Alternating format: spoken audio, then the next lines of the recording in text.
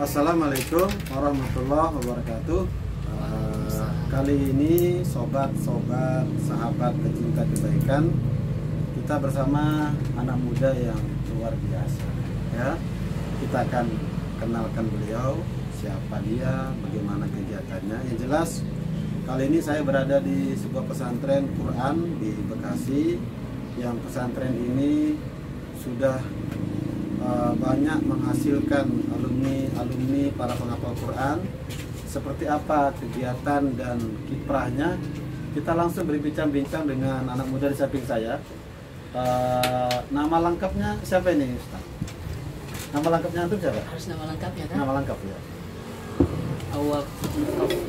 Awal Mukofi. Panggilannya? Panggilannya? Saya berharap ada yang manggil saya Mukofi juga. Oh, subhanallah. Tapi kan populernya antum dipanggil Ustadz Awab ya. Enggak, ada Ustadz segala. Saya ya. Oke. Ustadz Awab ini anak pertama atau anak kedua? Pertama.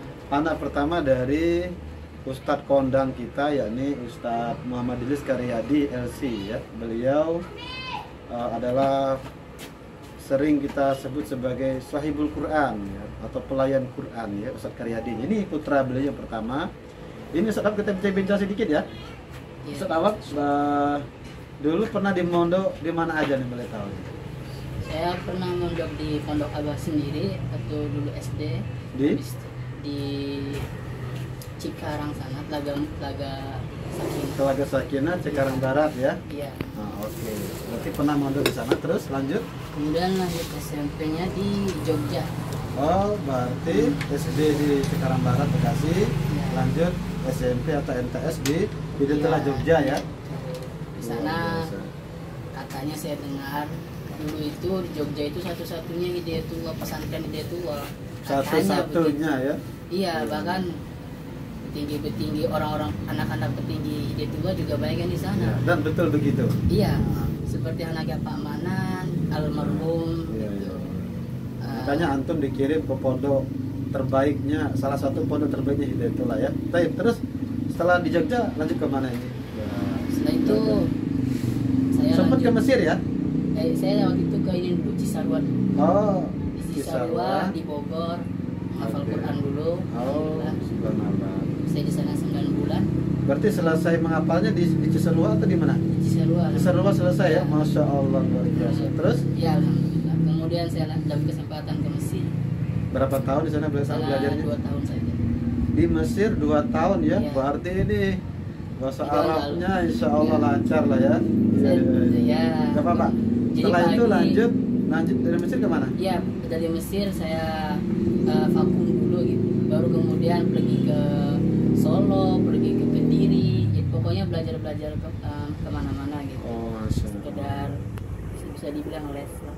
Iya, berarti daurah training ya. Ya, berarti lebih ke informal ya setelah dari Mesir ya. Iya. Ustadz Awab, ini saat ini mengajar atau jadi ustadznya di Pondok Quran Hidayatullah ini ya, di sini ya, mengajar apa boleh tahu? Di sini bahasa Inggris. Bahasa Inggris ya? Iya. Masya. Saya pikir tadi mengajar bahasa Arab ya. Enggak. Bahasa Inggris dan Iya. Quran ya, nyimak hafalan santri juga. Belum, soalnya saya bilang saya ingin ini lagi, murojaah lagi. Masya Ya, saya ingin Allah, mendalami lebih jauh lagi. Walaupun sudah pernah setoran 30 juz, tapi sekarang pengen kembali murojaah ya. Ya, masih Luar banyak biasa. kekurangannya. Sebelum di sini atau pernah mengajar di mana lagi nih Ustaz Awab? Saya sebelumnya baru sepekan yang lalu saya di Hibolir. Hibolir itu Bojong Hilir. Hidayatullah Bojong Hilir. Iya. Oke. Sana mungkin kurang terkenal Hidayatullahnya sebenarnya. Sana lebih terkenal Rumah Quran Umar bin Khattab Bogor. Oh iya, Hibolir ini kan bahasa kita ya. Iya. Tapi secara resminya Rumah terkenalnya Quran. di mana-mana, sama menteri, sama Ustadz Abu Somad, orang-orang terkenal lah, donatur-donatur. Iya, betul, sebagai itu Rumah Quran, Yayasan Rumah Quran Umar bin Khattab Bogor. Luar biasa. Sedikit lagi nih, Ustaz Awab, sebagai anak muda yang dari kecil mondok di mana-mana sampai ke Mesir ya. Ini apa barangkali pesan-pesan kebaikan atau motivasi untuk sahabat-sahabat kita yang lain, terutama yang sudah menuntut ilmu? Saya sejak di Hibolir sering atau banyak melihat teman-teman yang bervariasi. yang bisa saya tangkap dari mereka itu mungkin sebagian dari mereka tidak punya tujuan dalam belajar. Memang untuk mengetahui apa yang kita sebenarnya lakukan, apa yang sebenarnya kita lakukan ini perlu sekali. Kalau kita tidak mengerti dan tidak memahami jauh tentang apa yang sebenarnya kita lakukan, mungkin kita tidak akan semangat dalam menuntut ilmu. Dahsyat sekali, super luar biasa ya. Jadi kalau boleh saya menangkap, kita harus memahami tujuan dari apa yang kita lakukan, termasuk dalam menuntut ilmu. Jadi apa niat, motivasi dan tujuan menuntut ilmu itu harus kita dapatkan ya. Iya betul. Tentu kan menuntut ilmu kan untuk mencari ridho Allah ya, sebagai jalan kebaikan bagi kita gitu ya. Pikirkan dulu hal-hal yang sederhana yang membuat senang atau yang membuat kita bahagia untuk masa depan kita. Itulah yang mungkin yang membuat kita semangat untuk belajar. Masya Allah. Jadi selain memahami tujuan, kemudian yang kedua bagaimana menikmati ataupun mensyukuri cara belajarnya. Iya, betul. Pahami hal-hal yang sederhana. Soalnya kadang anak kecil nggak paham dengan hal yang terlalu rumit kayak tujuan. Wah, yang terlalu jauh bagi mereka tujuan. Jadi mungkin mereka perlu memahami apa yang buat mereka bahagia gitu. Oke. Jadi melakukan hal sederhana yang mudah dulu, dan itu sehingga membuat proses input ilmunya lebih mudah ya, begitu ya. Luar biasa kawan-kawan semua, bincang-bincang kita siang hari ini dengan Ustadz muda dari Bekasi, Ustadz Awab Mukofi. Tadi beliau suka dipanggil Ustadz Mukofi ya. Kita doakan beliau semoga tetap semangat belajar ya, nanti berbagi ilmu pada adik-adik termasuk yang di sini, dan bisa melanjutkan kuliah juga ya. Ini pernah kuliah di mana kalau boleh tahu? Pernah di Wahamka ya? Luar biasa. Jadi memang pengalaman belajar di mana-mana. Tapi justru itu menarik sebetulnya. Kan jadi sekian banyak tempat kan berarti kan banyak hal yang didapatkan. Pola metode-metode belajar ya.